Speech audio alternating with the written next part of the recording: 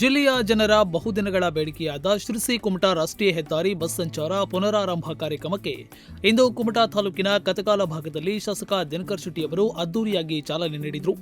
ಸಾರ್ವಜನಿಕರ ಉಪಸ್ಥಿತಿಯಲ್ಲಿ ಬಸ್ಗೆ ಹಸಿರು ನಿಶಾನೆ ತೋರಿಸುವ ಮೂಲಕ ಸಂಚಾರವನ್ನು ಅಧಿಕೃತವಾಗಿ ಆರಂಭಿಸಲಾಯಿತು.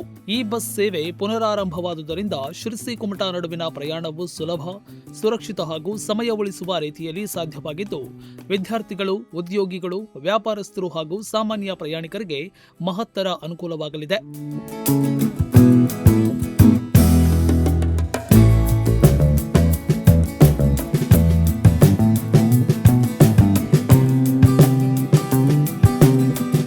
ಬಹುಕಾಲದಿಂದ ರಸ್ತೆ ಹಾಗೂ ಬಸ್ ಸಂಚಾರದ ಸಮಸ್ಯೆಯಿಂದ ಸಂಕಷ್ಟ ಅನುಭವಿಸುತ್ತಿದ್ದ ಈ ಭಾಗದ ಜನರಿಗೆ ಇದೀಗ ನೇರ ಬಸ್ ಸಂಪರ್ಕ ಲಭ್ಯವಾಗಿರುವುದರಿಂದ ಶಿಕ್ಷಣ, ಆರೋಗ್ಯ, ವ್ಯಾಪಾರ ಮತ್ತು ದಿನನಿತ್ಯದ ಕೆಲಸಗಳಿಗೆ ಹೆಚ್ಚು ಸಹಕಾರವಾಗಲಿದೆ.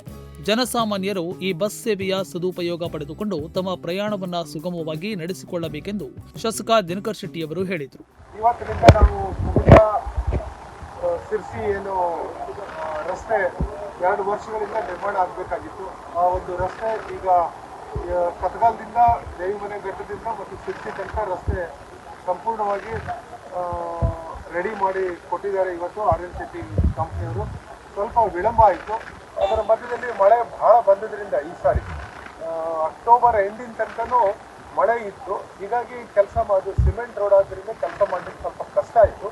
ಆದರೆ ಈಗ ಗುಣಮಟ್ಟದ ಕಾಮಗಾರಿ ಸ್ವಲ್ಪ ವಿಳಂಬ ಆದರೂ ಸಹ ನಮ್ಮ RNCT ಕಂಪ್ನಿಯವರು ಗುಣಮಟ್ಟದ ಕಾಮಗಾರಿಯನ್ನು ಮಾಡಿ ಕೊಟ್ಟಿದ್ದಾರೆ. ಇನ್ನೂ ಸ್ವಲ್ಪ ಕೆಲಸ ಬಾಕಿ ಇದೆ.